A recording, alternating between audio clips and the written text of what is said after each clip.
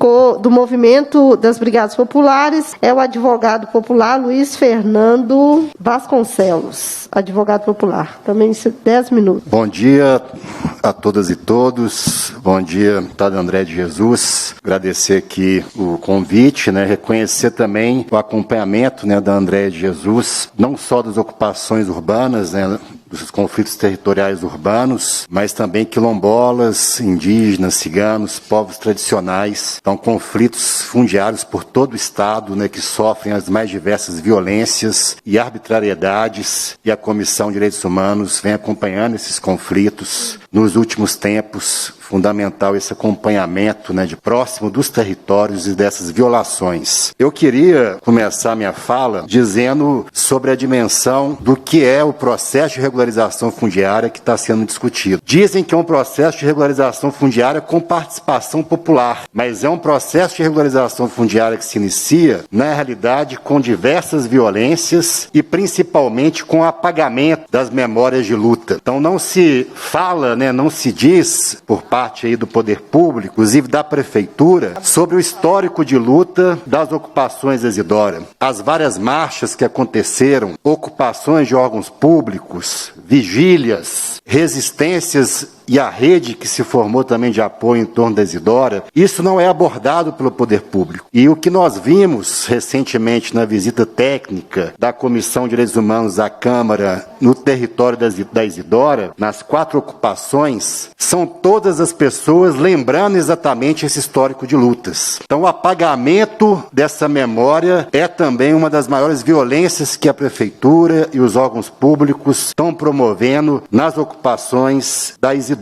Para não esquecer nessa memória de luta, queria aqui saudar a ocupação Helena Greco. São 10 anos de resistência e lembrar do que aconteceu 10 anos atrás, situação em que quase 30 casas foram derrubadas de forma ali brutal, spray de pimenta inclusive em olhos de criança, e as ocupações da Isidora, então, surgem com esse ato brutal de violência que vai se perpetuando de várias formas, mas que desde o início já estava ali colocado a prática de repressão vertical por parte de uma militarização da questão urbana na cidade de Belo Horizonte. Outro ponto que nós percebemos também nos últimos tempos, acompanhando a Isidora e essas discussões de regularização fundiária, é uma grande tensão entre a ação comunitária, entre a ação criativa do povo, a autoconstrução do povo ali nas ocupações da Isidora e uma ação de um planejamento vertical por parte da Prefeitura de Belo Horizonte. E é importante dizer, Frei Gilvander citou aqui os predinhos do Vila Viva. A Prefeitura de Belo Horizonte, o governo Calil, fez alguma sinalização muito precária,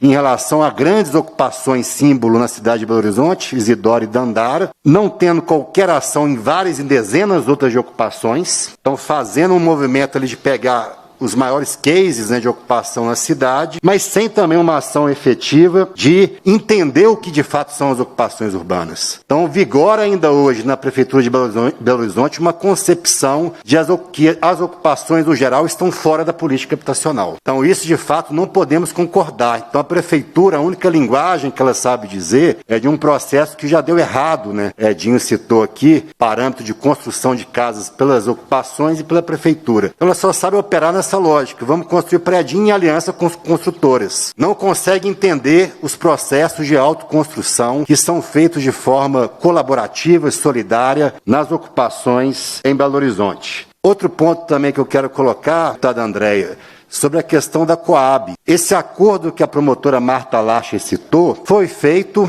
no âmbito ali da Coab, Sejusc, Tribunal de Justiça, no momento em que depois que os movimentos sociais construíram a mesa de negociação do Estado, os movimentos lutaram para construir esse espaço, um momento em que estava se fazendo algumas permutas de imóveis. Inclusive aqui nessa casa, na Assembleia, vários projetos de lei são destinados para passar os imóveis públicos do Estado para privados, mas esses imóveis não são destinados para os conflitos fundiários do Estado, ocupações urbanas, sem teto, povos tradicionais no geral. E nós estávamos avançando pensando para isso na Coab e na mesa de negociação. Vamos fazer algumas permutas para resolver conflitos fundiários. O povo tem direito à propriedade pública e tem direito porque conquistou na luta. Esse processo foi desconstituído aí pelo governo do estado, pela Coab, pela mesa de negociação, e de forma ali assustadora a gente teve que ouvir da Elizabeth Ucá que a mesa é meramente um espaço de diálogo e não de efetividade de solução de conflitos. Sabemos que a Coab teve a presidência trocada, que a linha que estava sendo dada até então era distinguir esse órgão público. Então a pergunta também que se faz é essa, né? Coab, com a nova presidência, vai se envolver de fato nos conflitos fundiários? Então acho que é um ponto também a se levantar. Quero dizer também aqui,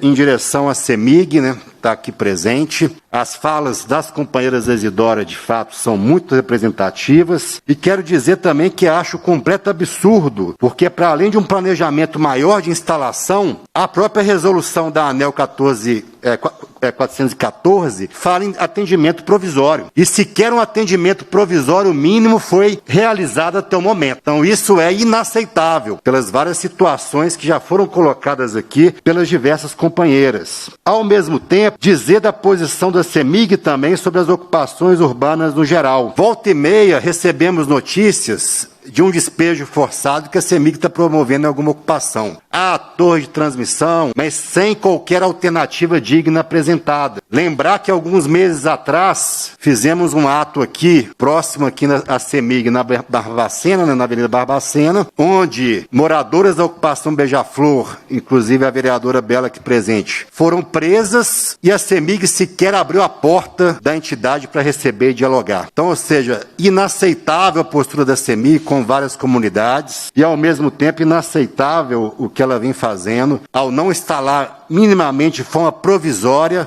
o atendimento nas ocupações da Isidora. Ao mesmo tempo, dizer aqui, lembrar, caso também da ocupação Liberdade, né, por uma associação ali, entre o mandato aqui da vereadora Bela, Ministério Público, Defensoria Pública, foi necessário judicializar e entrar com uma ação judicial para conquistar ali o direito à instalação mínima de serviços básicos. Então, a que ponto chegamos? É um direito fundamental. Se precisar, de fato, ter que acionar o judiciário para ficar dependente de um judiciário ali decidir em favor de famílias que estão ali precisando desse atendimento básico e dessa necessidade básica, né? Ao mesmo tempo é isso, né? Passar por uma situação em que você não consegue armazenar um feijão na geladeira é de fato uma situação muito absurda, muito delicada e que não podemos aqui concordar. Em relação à Copasa, né? De fato também necessário criticar a ausência da Copasa nessa audiência. Um completo também absurdo a Copasa não estar presente e dizer também que não concordamos com a linha do governo Zema de buscar privatizar esses órgãos públicos, privatizar bens comuns urbanos, né, que a água e a luz deveriam ser considerados como bens comuns urbanos e ser destinado ali à população em geral. Então, esse projeto que o governo Zema também não tira da ideia, né, de fazer a privatização, de tornar esses serviços ainda mais caros, não podemos concordar. Para fechar aqui, dizer que o presidente Bolsonaro vem dizendo para racionalizar a energia no país, enquanto tem muitas pessoas que não têm sequer o acesso à luz. Então, não podemos aceitar essa linha. E essa fala também desse presidente genocida mostra que ele também não tem preocupação alguma com o povo pobre desse país. Obrigado, deputada. Agradeço aqui o espaço.